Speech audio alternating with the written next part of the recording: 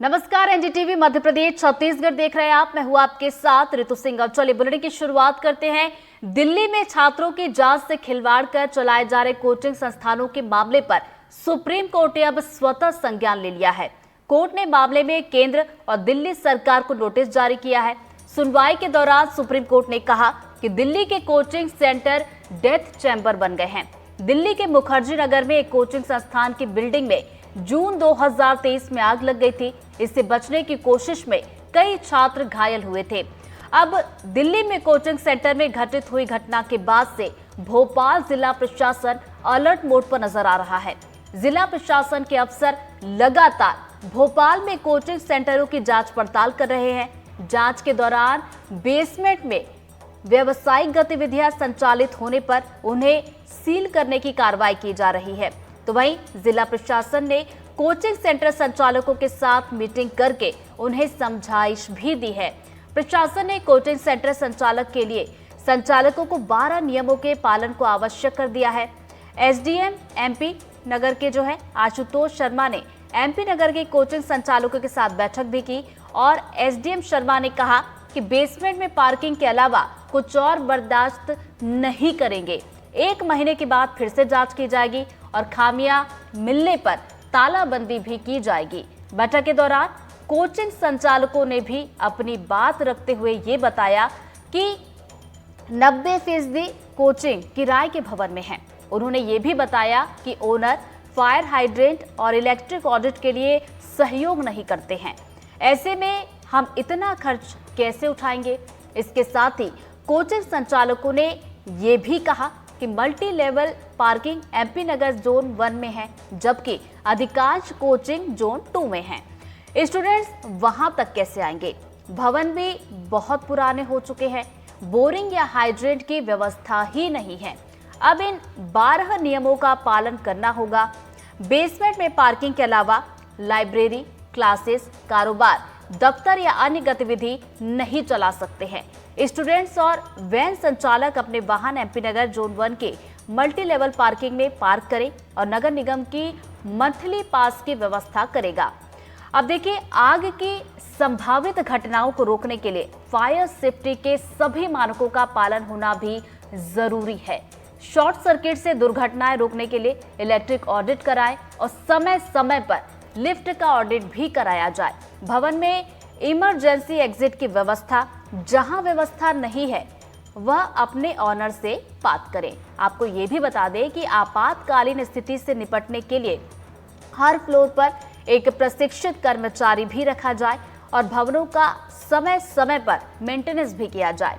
तो वहीं स्टूडेंट्स की बात की जाए तो स्टूडेंट्स के लिए फर्स्ट एड बॉक्स और कंसल्टेंट डॉक्टर की व्यवस्था भी की जाए और आपातकालीन परिस्थितियों से निपटने के लिए स्टूडेंट्स की काउंसलिंग भी की जाए। तो देखिए, प्रशासन भी उन्हें समय समय पर प्रशिक्षण देगा और संस्थान में भवन का लेआउट और चेकलिस्ट भी रखे।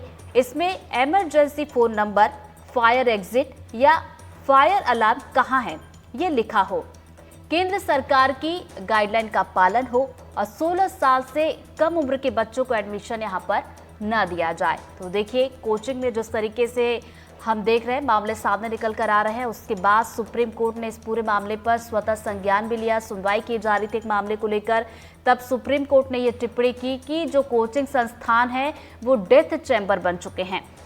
तो सुप्रीम कोर्ट की ये जो फटकार लगी है, हालांकि देखने वाली बात होगी कि आगे अब कोचिंग संस्थानों में किस तरीके के हालात होंगे। इस पर आज हम चर्चा भी करेंगे। हमारे साथ पैनल भी जुड़ेगा और धीरे धीरे हम मेहमानों का परिचय भी आपके साथ करवाते जाएंगे। हाल फिलहाल की बात की जाए तो हमारे साथ अरविंद खरेजी जुड़ गए हैं, जो कि रिटायर्ड डीएसपी हैं। सर, आपसे पहला सवाल यही होगा, चूंकि इस पूरे मामले की बात की जाए सुरक्षा से कहीं ना कहीं जुड़ा हुआ था। हाल ही में हमने जो देखा दिल्ली में जो घटना हुई और साथ ही साथ सुप्रीम कोर्ट जिस मामले पर सुनवाई कर रहा था, इस पूरी टिप्पणी को लेकर आप क्या कुछ कहेंगे। जिस तरीके से सुप्रीम कोर्ट ने टिप्पणी करते हुए ये कहा कि जो कोचिंग संस्थान है वो डेथ चैम्बर बन चुके हैं।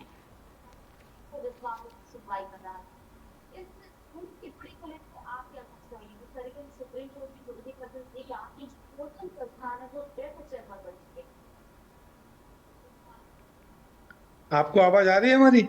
जी जी सर, आपकी आवाज आ रही है। आपको आवाज आ रही है हमारी? जी, आपकी आवाज आ रही है। सर, क्या आप मेरा सवाल सुन पाए? जी सर, आपकी आवाज आ रही है।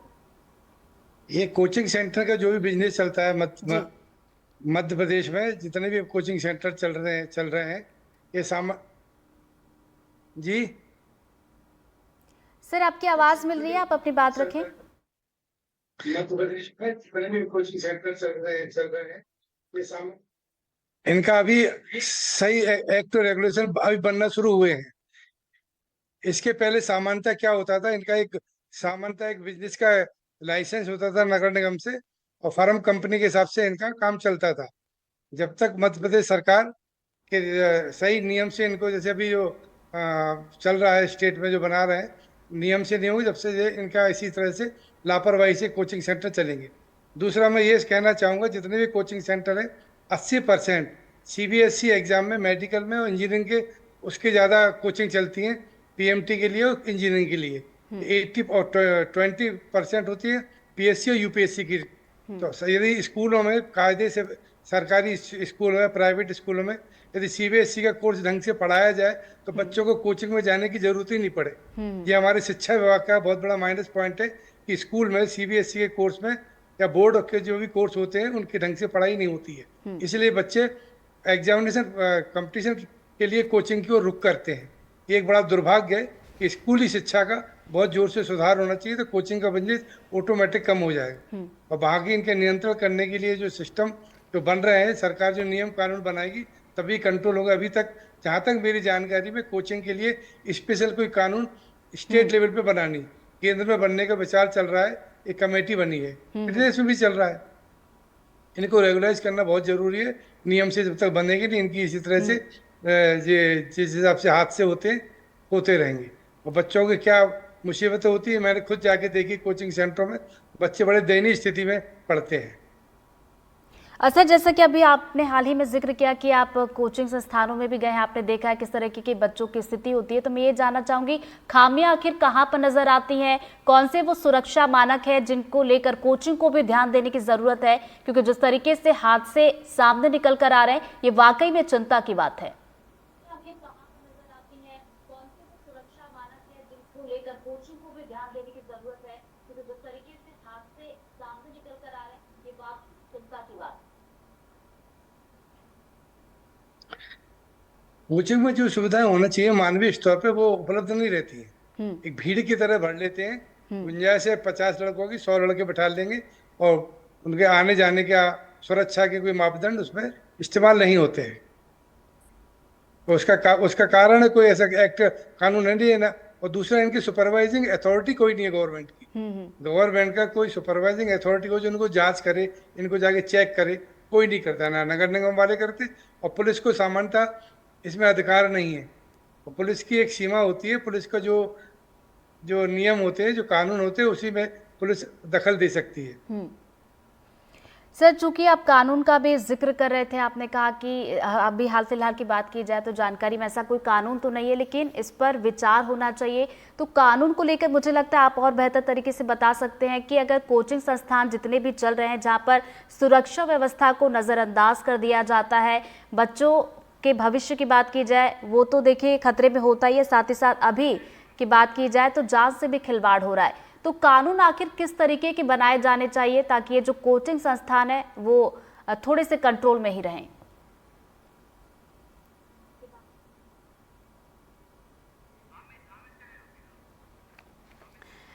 चलिए सर, मैं दोबारा इसी सवाल के साथ आपके पास लौटूंगी। हमारे साथ अजय जुड़ गए हैं जो कि छात्र हैं, और इसके अलावा और भी मेहमान हमारे साथ जुड़ रहे हैं। अमित गुप्ता जी भी हमारे साथ जुड़ गए जो कि, और डॉक्टर हामिद खान भी हमारे साथ जुड़ गए जो कि पात आईएएस एकेडमी से है। डॉक्टर हामिद खान का मैं रुख करना चाहूँगी। सर, ये सवाल मेरा आपसे है कि कोचिंग संस्थानों को लेकर हम जिस तरीके से बातचीत कर रहे हैं, चर्चा कर रहे हैं, हाल फिलहाल में जो हादसा आया उससे आप भी रूबरू होंगे। कोचिंग संस्थानों में आके सुरक्षा व्यवस्था को क्यों ताक पर रख दिया जाता है, सिर्फ और सिर्फ इस होड़ में कि ज़्यादा से ज़्यादा बच्चे कोचिंग में आ जाएं, ज़्यादा से ज़्यादा बच्चों को पढ़ा लिया जाए, और एक तरीके से कहीं ना कहीं से बिजनेस से जोड़कर भी देखा जाता है?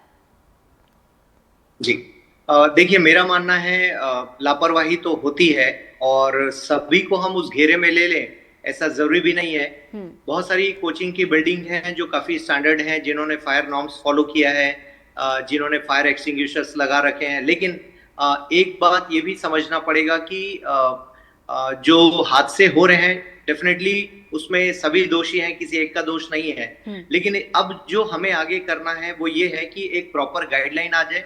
कई बार क्या होता है कि बाजार के हिसाब से जो नॉर्म्स हैं वो सारे लोग फॉलो नहीं कर पाते हैं, और सभी को रोजी रोटी चलानी है, और कोचिंग सिर्फ क्लासेस नहीं चलाते या सिर्फ फीस नहीं लेते, बल्कि बहुत सारे लोगों को रोजगार भी देते हैं। तो खासकर मैं आईएएस कोचिंग की बात करूं, इस वक्त मैं लाइक दिल्ली की स्थिति पर बात करूं तो आज ही डीसीपी साहब के साथ बैठक हुई, 35-40 कोचिंग वाले हम सभी गए थे, और उन्होंने भी इन सारी चीजों पर बातचीत की। तो हम सभी कोचिंग वालों का मानना था कि या तो एमसीडी जैसी संस्थाएं जो हर शहर में नगर पालिका नगर निगम है वो एक दिशा निर्देश जारी करें, और मुझे लगता है यदि गाइडलाइंस आएंगे तो फॉलो करने से कोई मना नहीं करेगा। और खासकर आईएएस फ्रेटर्निटी में, क्योंकि हम बच्चों को रूल्स रेगुलेशन सिखा रहे हैं, एथिक्स सिखा रहे हैं, और यदि वो नियम मिले तो जरूर फॉलो होंगे। लेकिन साथ ही साथ ये भी देखना पड़ेगा कि बीच बीच में विजिट्स ऑफिसर्स के होते रहे, जैसे बाकी चीजों पर विजिट करते हैं, लाइक हॉस्पिटल्स में लोग जाते हैं, विजिट करते हैं, चेक करते हैं, तो ठीक ऐसे ही, क्योंकि कोचिंग संस्थानों में ढेर सारे बच्चों का आना जाना होता है और इन बच्चों के साथ लापरवाही कभी भी हो जाती है। इसलिए ऑडिट का सिस्टम हो, और सेल्फ ऑडिट के लिए एक सिस्टम डेवलप किया जाए, एक कॉमन पोर्टल बना दिया जाए, उस पोर्टल पर सारे लोग अपलोड करें ऑडिट रिपोर्ट, और इसके लिए एजेंसीज फिक्स कर दी जाए। तो मुझे लगता है कि इस तरह की सुविधाओं को कर देने पर, क्योंकि हमारी प्रॉब्लम ये है कि मल्टीपल विंडोज हैं, अलग अलग जगह जाना है और वहां पर जाके अपने नॉर्म्स क्लियर कराना है, तो क्यों ना इसके लिए सिंगल विंडो सिस्टम बना दिया जाए, ताकि एक ही जगह पर जाकर वो सारे क्लियरेंसेस हम ले लें और नॉर्म्स में आ जाए कि हम किस तरह की बिल्डिंग में कोचिंग चला सकते हैं। क्योंकि अब जो गली मोहल्ले में 11वीं 12वीं के बच्चों को पढ़ाते हैं, देखिए कोचिंग का होना बुरा नहीं है, कोचिंग चलाना बुरी बात नहीं हो सकती, बिकॉज कोचिंग एक सपोर्ट सिस्टम है। कोचिंग किसी चीज को बर्बाद नहीं कर रहे हैं, बल्कि वो रिटर्न में दे ही रहे होंगे बच्चों को। सो मुद्दा यह है कि कोचिंग को नेगेटिवली देखना, दैट मीन्स आप एजुकेशन सिस्टम का एक पार्ट कोचिंग है, इसको हम डिनाई नहीं कर सकते, क्योंकि स्कूल में वो प्रोफेशनल लेवल की पढ़ाई आप नहीं करा सकते जो कोचिंग में होती है। अब आईएएस के एग्जाम की तैयारी करनी है, ये स्कूल और कॉलेज में हो नहीं सकती, और फिर आप पीछे जाएंगे कि हमें पीछे से ठीक करना है, तो मुझे लगता है कई सदियां लग जाएंगी पीछे से ठीक करने में। तो इससे आप कोचिंग को हटाने की बात ना करके हम ठीक कैसे करें, इस मुद्दे पर हमें चर्चा करनी चाहिए। और डेफिनेटली जो गलतियां हुई हैं कोचिंग इंडस्ट्री उसको स्वीकार करती है, और यहाँ से हमें नए तरीके से सोचने की जरूरत है। और कोचिंग समाज के दुश्मन नहीं है, हम सभी के बच्चे पढ़ते हैं कोचिंग में, बचपन से हम सभी ने देखा, बिकॉज कोचिंग का जो टीचर होता है वो प्रोफेशनल होता है, वो अपने सब्जेक्ट पर कमांड रखता है। हाँ, साथ ही साथ उस कोचिंग संचालक को ध्यान रखना होगा, पढ़ाने के अलावा उसके और भी कुछ काम है जो नॉर्म्स फॉलो होने चाहिए। पार्किंग है, करंट लगने का डर है, फायर ऑडिट्स हैं, सीढ़ियों पर किस तरह से कंस्ट्रक्शन हुआ है, सीढ़ियां कितनी चौड़ी हैं, ये सारे नॉर्म्स यदि नगर निगम या एमसीडी जैसी संस्थाएं सामने रख दें तो मुझे लगता है कोचिंग वाला जरूर उसको फॉलो करेगा, और ऐसा होना भी चाहिए। जी चलिए, हामिद जी ने अपनी बात रखी। डॉक्टर अमित गुप्ता जी भी हमारे साथ जुड़ गए, जो कि नीट मेंटर है। अमित जी, हामिद जी को आपने सुना होगा किस तरीके से वो बता रहे थे कि किन किन सुधारों की ज़रूरत है। मैं आपसे भी ये समझना चाहूँगी कि आखिर चूक कहाँ पर नज़र आती है। हालांकि हामिद जी जैसा जिक्र कर रहे थे कि सभी कोचिंग संस्थानों को एक गलती की वजह से समान नहीं मानना चाहिए, क्योंकि कुछ कोचिंग संस्थान होते हैं जो मापदंडों को पूरा भी करते हैं, सुरक्षा का ध्यान भी रखते हैं, लेकिन कुछ कोचिंग संस्थान होते हैं जो नज़रअंदाज कर देते हैं इस चीज़ को।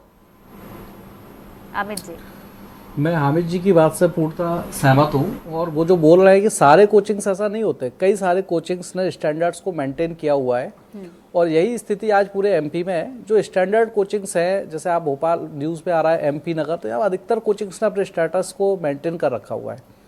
गवर्नमेंट को कोचिंग्स को एक दुश्मन की नज़र से नहीं देखना चाहिए। ये कोचिंग कोई शराब की दुकान, सिगरेट की दुकान, उसकी दुकान नहीं है। बच्चों को हम लोग कुछ देते ही हैं, और उसके बदले बच्चे अच्छे से सेटिस्फाइड होकर जाते हैं।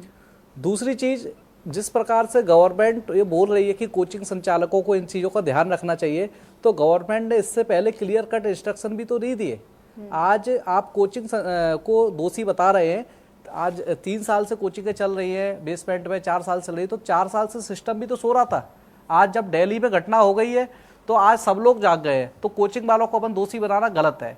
उससे पहले सरकार ने भी तो कार्रवाई कभी नहीं की। सरकार कितनी बार आई चेक करने के लिए, कितनी बार उन लोगों ने हम लोगों को है ना इंस्ट्रक्शन दिए कि है ना ये काम होना चाहिए।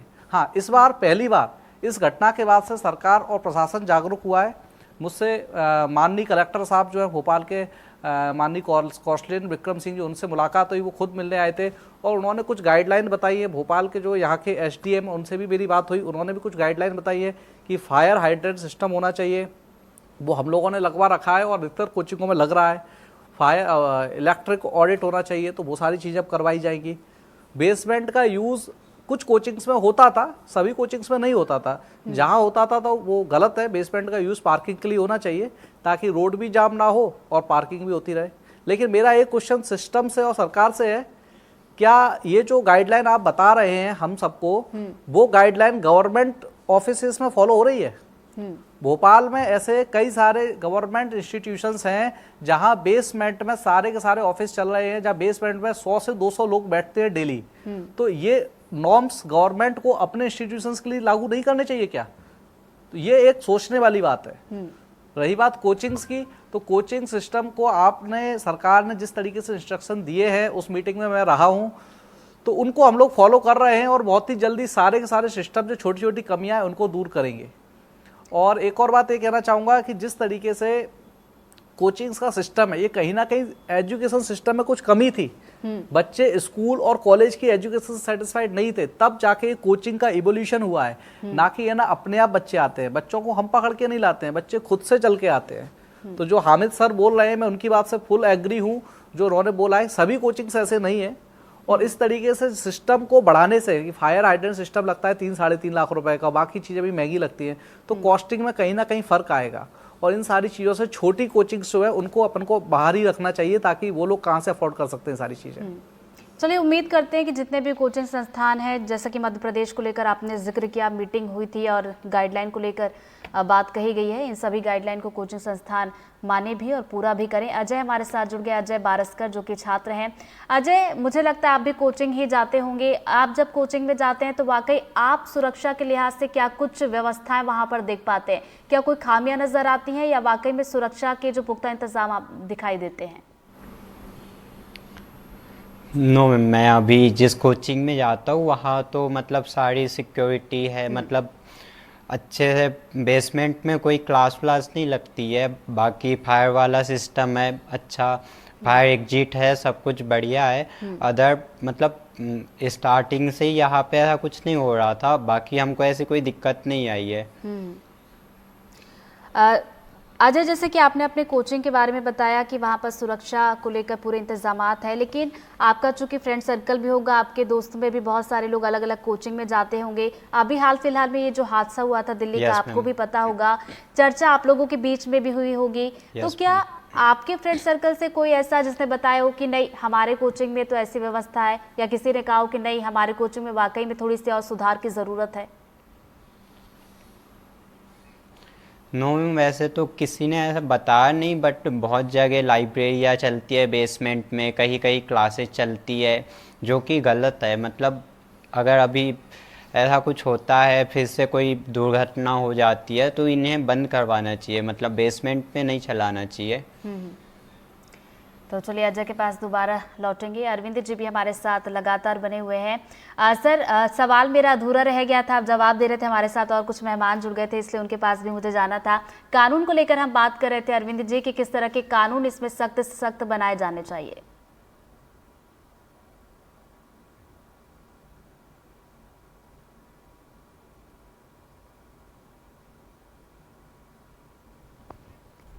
तो चलिए दोबारा अरविंद जी का हम रुख करेंगे और भी मेहमान हमारे साथ लगातार बने हुए हैं।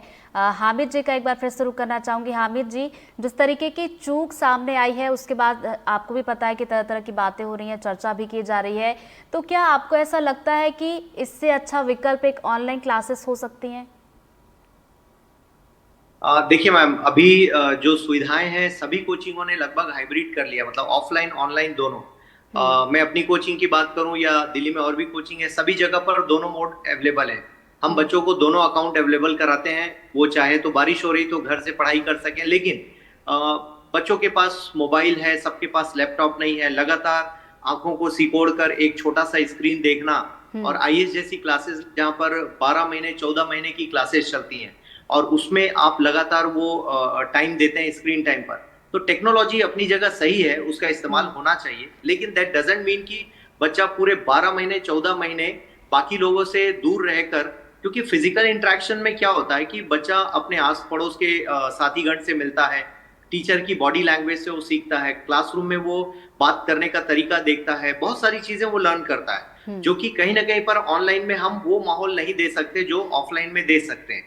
अब रह गया सवाल, ऑफलाइन एक प्रॉब्लम नहीं है, थिएटर्स चलते हैं, लोग थिएटर में जाते हैं, सेमिनार्स होते हैं, बहुत बड़ी बड़ी सभाएं होती हैं, शादियां होती हैं, लेकिन हमें ये ध्यान रखना है कि कैसे इस इंडस्ट्री को हम और सेफ बनाएं, और पुलिस विभाग, जिला प्रशासन, इसके अलावा जो शहरी प्रशासन विभाग है, इन सभी के सहयोग से एक मॉडल बनाया जा सकता है जिसमें हम नॉर्म्स तय कर दें कि ये नॉर्म्स फॉलो होंगे ही। और बेसमेंट बनाते वक्त देखिए कहीं ना कहीं सरकारी सिस्टम में भी लूप होल है, लोगों ने बेसमेंट बनाया, डबल बेसमेंट बनाया, उसका उपयोग भी करने लगे, तो कहीं ऐसा तो है नहीं कि कोचिंग वाले ही इसमें अपनी ओर से ऑफर करते होंगे। हाँ, ये देखने की बात है कि बेसमेंट में कई तरह के काम चल रहे हैं पूरे देश भर में, तो उन सभी जगह पर ध्यान देने की जरूरत है। तो मेरा मानना है कि यदि रूल्स रेगुलेशन प्रॉपर बना दिए जाए, और जैसा डीसीपी साहब भी कह रहे थे और डीएसपी साहब जो बैठे हुए हैं हमारे साथ, तो मुझे लगता है कोचिंग वाले, क्योंकि देखिए मैं अपने इंडस्ट्री की बात करूं तो सभी हम नियम कानून की बात कर रहे हैं, प्रशासन पढ़ा रहे हैं, गुड गवर्नेंस पढ़ा रहे हैं, एथिक्स पढ़ा रहे हैं, और ठीक है गलतियां हमसे भी हो सकती है क्योंकि बच्चों की भीड़ आती है, और दिल्ली जैसे शहर में इतना स्पेस, ओपन स्पेस नहीं है कि आप कहीं पर भी क्लास चला लें अपने हिसाब से, तो स्वाभाविक है एक क्लासरूम में 500-600 बच्चे बैठ जाते हैं, बेसमेंट में बैठा दिए जाते हैं, वो नहीं करना चाहिए कायदे से। तो अब इसमें सीधी बात है कि गाइडलाइंस आ जाए, सभी गाइडलाइंस फॉलो करें, जीरो से स्टार्ट करें, डबल एग्जिट हो जाए, फायर नॉर्म्स क्लियर हो जाए, और बच्चों की सुरक्षा के साथ कोई भी कोताही ना हो। तो मेरा मानना है इस तरह से हम शुरू कर सकते हैं। जी एक्चुअली अमित जी का जल्दी से रुक कर लेते एक छोटा सा सवाल। अमित जी, ये सवाल था मेरा, सुरक्षा को लेकर तो हमने बहुत सारी चर्चा कर ली। डेथ चैम्बर देखिए सुरक्षा के लिहाज से तो कहा जा रहा है क्योंकि सुरक्षा में कमी होती है, सुरक्षा व्यवस्था, तो इस वजह से हादसे भी हो रहे हैं, लेकिन एक मेंटल कंडीशन की भी मैं यहाँ पर बातचीत करना चाहूंगी, चूंकि मेंटल प्रेशर इतना ज़्यादा होता है बच्चों को कि वो सुसाइड तक कर लेते हैं, और इस तरह की भी खबरें अभी हाल फिलहाल में आई है। तो मेंटल कंडीशन जो बच्चों की होती है उसके लिए कोचिंग संस्थानों में क्या कुछ किया जाता है कि वो थोड़ा सा रिलैक्सिंग मूड में रहे? क्या उनके लिए कोई काउंसलिंग की जाती है, और अगर नहीं की जाती है तो क्या इस बारे में आप लोग सोचते हैं? बिल्कुल, बहुत सही चीज़ आपने पूछी है मुझसे। दरअसल होता क्या है, बच्चों आजकल कॉम्पिटिटिव एग्ज़ाम्स की तैयारी के लिए अधिकतर बच्चे घर से बाहर जाते हैं, और कॉम्पिटिटिव एग्ज़ाम्स जो आईएएस हैं, नीट, आईआईटी, जेई, यूपीएससी, ये सारी चीज़ों में क्या होता है कि बच्चा के ऊपर बड़ा प्रेशर है। प्रेशर इस चीज़ का है क्योंकि लाखों बच्चे पूरे देश में पेपर दे रहे हैं। जैसे कि मैं नीट के लिए पढ़ाता हूँ तो लगभग 23 लाख बच्चों ने पेपर दिया, और उसमें से कुछ ही बच्चों का सिलेक्शन होना है। तो एक मेंटल प्रेशर है, उन्होंने गांव से आके फीस पे की है, किसी ने 1 लाख, किसी ने कुछ, तो उनके फैमिली वालों का एक कंडीशन रहती है कि अब क्या होगा अगर मेरा सिलेक्शन नहीं होता। बच्चे को थोड़ा थोड़ा पहले से समझ में आना स्टार्ट हो जाता है। तो इसके लिए सबसे बेस्ट वे यही होता है कि टीचर्स लगातार बच्चों से ना बात करते रहें, उनको बताएं बेटा सिर्फ यही एक एंड नहीं है, ज़िंदगी में बहुत सारे और भी ऑप्शंस होते हैं। साथ में पेरेंट्स से जो इंस्टीट्यूट वाले बात करते हैं, तो टीचर्स पेरेंट्स को समझाते हैं कि आप बच्चे से ऐसा ना बोलें कि यार बेटा घर पे इतना प्रॉब्लम है, ऐसा है वैसा है। आप ये बोले बल्कि कि बेटा तू कोशिश करना अपनी तरफ से, सिलेक्शन होना ना होना बात की बात है, बस तुमने अपनी कोशिश करना है पूरा। तुम्हारा नहीं भी होगा तो टेंशन नहीं है, लेकिन तुम अच्छे से काम करो। जहाँ सेंसिटिव मामले दिखते हैं वहाँ पेरेंट्स को भी समझना चाहिए, टीचर्स को भी समझना चाहिए। बाकी टीचर्स की एक मजबूरी होती है कि बच्चों के ऊपर। अजय भी हमारे साथ जुड़े स्टूडेंट है, वो बेहतर तरीके से बता पाएंगे। अजय, आप कोचिंग में पढ़ने के लिए जाते, किस तरीके का मेंटल प्रेशर होता है, क्या चैलेंजेस आते हैं और किस तरीके से आप उसे दूर करते हैं? जहाँ मैं जाता हूँ मैम, वहाँ पे मेंटोरशिप प्रोग्राम होता है, हमको मतलब गाइड करते हैं, हमारी काउंसलिंग होती है हमेशा, मतलब थोड़े थोड़े दिनों में, हर वीक्स में होती है, जिसमें हमसे पूछा जाता है कहाँ दिक्कत आ रही है, कहाँ मतलब तुमको परेशानी आ रही है, तुमको ऐसा लग रहा है क्या, कोई मतलब सारी चीज़ें हमसे मतलब पूछी जाती है कि हम कोई टेंशन में नहीं जा रहे, कोई सब्जेक्ट वीक है तो उसमें क्या मतलब सारी चीज़ें हमें बताई जाती है। कोई अगर हमारा सब्जेक्ट वीक रह रहा है, पीछे छूट रहा है या फिर हम अच्छा परफॉर्म नहीं कर पाए तो हमें पूरा गाइड किया जाता है, जिससे मतलब प्रेशर ख़त्म हो जाता है, इतना नहीं रहता है। तो चलिए, अजय बता रहे हैं कि उनके कोचिंग में तो ये होता ही है। अमित जी का जल्दी से एक बार फिर से रुक करना चाहूँगी। अमित जी, इसी को लेकर हम बातचीत कर रहे थे, काउंसलिंग को लेकर। इसी के बारे में आप अपनी बात कह रहे थे, अपनी बात पूरी कीजिए। जी, वही मैं बोलना चाह रहा हूँ कि टीचर्स को पेरेंट्स से बात करते रहना चाहिए और इस चीज़ के लिए गाइड करते रहना चाहिए कि बच्चे के ऊपर ओवर फैमिली प्रेशर ना डाला जाए। फैमिली की कंडीशंस देख देख के बच्चा डीमोटिवेट होता चला जाता है और फिर वो गलत कदम उठाने के लिए मजबूर होता है। जब पेरेंट्स बच्चे से ये बोलते हैं कि बेटा तू टेंशन मत ले, तू अपनी तरफ से पूरा एफर्ट्स लगा, सिलेक्शन होना ना होना बात की बात है, लेकिन तू तेरा 100% देगा, यही हमारे लिए सिलेक्शन है, तो कहीं ना कहीं बच्चे को मेंटल पीस मिलता है। और ये चीज़ सारे इंस्टीट्यूट्स में होना चाहिए। कहीं ना कहीं जिन कोचिंग्स में एक एक क्लास में 500-500 बच्चे पढ़ रहे हैं, वहाँ पर इस चीज़ की बहुत ज़्यादा कमी होती है। बच्चा भी 500 बच्चों की भीड़ देख के कहीं ना कहीं डिमोटिवेटेड रहता है। जहाँ छोटी क्लासेस का कॉन्सेप्ट होता है वहाँ ऐसे इश्यूज बहुत ही कम देखने को मिलते हैं। तो ये एक बहुत कॉमन सी चीज़ है और आजकल बहुत ज़्यादा कॉम्पिटिटिव क्रेज की वजह से ये चीज़ें बढ़ती जा रही है। अमित जी, मैं आपसे ये समझना चाहूंगी, जैसा कि अमित जी जिक्र कर रहे थे कि एक ही कोचिंग में 500-500 बच्चे पहुंच जाते तो और ज़्यादा मेंटल प्रेशर बढ़ जाता है, तो क्या वाकई इस वजह से ऐसा होता है कि जहां पर बच्चे ज़्यादा होते हैं वहां पे कंपटीशन चूंकि ज़्यादा होता है इसलिए मेंटल प्रेशर ज़्यादा होता है, जहाँ पर कम बच्चे होते हैं शायद वहाँ पर कम होता है? समय कम है, जल्दी से छोटा सा कॉमेंट चाहूंगी मैं। हामिद जी। देखिए, संख्या तो कम होनी चाहिए। क्लासरूम में 500 बच्चे बैठे हैं तो ऑब्वियसली प्रेशर रहेगा। दूसरी चीज है, बच्चों के ऊपर प्रेशर तो होता है और पीछे जो बैठा हुआ बच्चा है वो टीचर के कांटेक्ट से खत्म हो जाता है, हट जाता है। और बच्चे जब किसी को आंसर देते हुए देखते हैं तो उन्हें लगता है कि हमें तो कुछ भी नहीं आता, तो ये डेफिनेटली मेंटल प्रेशर तो क्रिएट होता है। तो काउंसलिंग की व्यवस्था आजकल सभी कोचिंग करने लगे हैं। काउंसलर्स अपॉइंट होते हैं, क्लास के बाद वो उनसे जाकर मिल सकते हैं अपने डाउट क्लियरेंस के लिए और पर्सनल प्रॉब्लम भी शेयर करते हैं बच्चे की, सर घर में ये प्रॉब्लम आ रही है, पापा शादी के लिए बोल रहे हैं, लाइक दैट। ऐसे बहुत सारे इश्यूज आते हैं बच्चों के साथ। तो मुझे लगता है कि अब ये बड़ी कोचिंग में व्यवस्था होने लगी है कि अलग से काउंसलर अपॉइंट किए जा रहे हैं जिससे बच्चों के साथ बातचीत बिल्कुल, और ये जरूरी भी है। हामिद जी, अमित जी ने भी चूंकि ऐसा ही जिक्र किया था कि जो काउंसलर है वो होने ही चाहिए, और जैसा कि अजय भी बता रहे थे कि उनकी कोचिंग में समय समय पर ऐसे आयोजन भी होते हैं जिसमें उसे पूछा जाता है कि कोई किसी तरह की कोई समस्या तो नहीं आ रही, और आ रही है तो उसे दूर किया जाता है। चलिए, बहुत बहुत शुक्रिया आप सभी का हमारे साथ इस चर्चा में जुड़ने के लिए। और इसी के साथ इस बुलेटिन में फिलहाल इतना ही। खबरों की लगातार अपडेट्स के लिए बने रहिए एनडीटीवी मध्य प्रदेश छत्तीसगढ़ के साथ। नमस्कार।